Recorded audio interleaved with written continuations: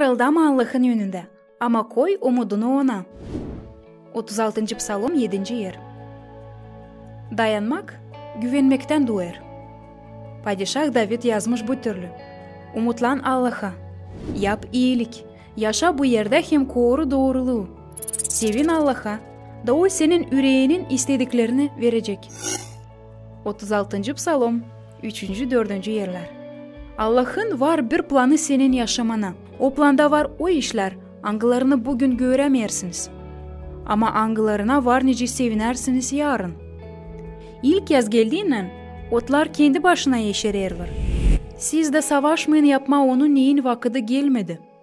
Açan zaman gelir, zor işleri de yapabiliriz. Küçük uşağın dediğini yapmadan o başlar bağırma, tepinme, ben isterim bunu şimdi. Ama siz bilirsiniz, hani onun istediği ona değini zararlı.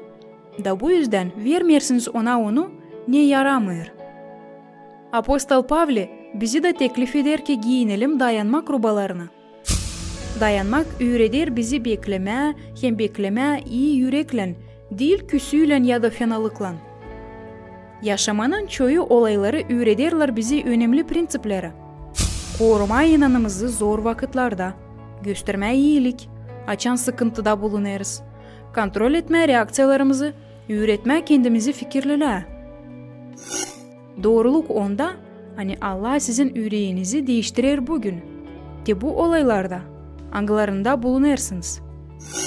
Açan olgunlanacağız, o zaman anlayacağız niçin yaşamamızda oldu bu türlü da değil başka türlü. Bu yüzden kol vermeyin yerlerinizi. Bırakmayın ki olaylar yesin sizin ruhunuzu. Verilmeyin düşmanın, diavolun eline. Mırıldamayın Allah'ın yönünde ama koyun umudunuzu ona.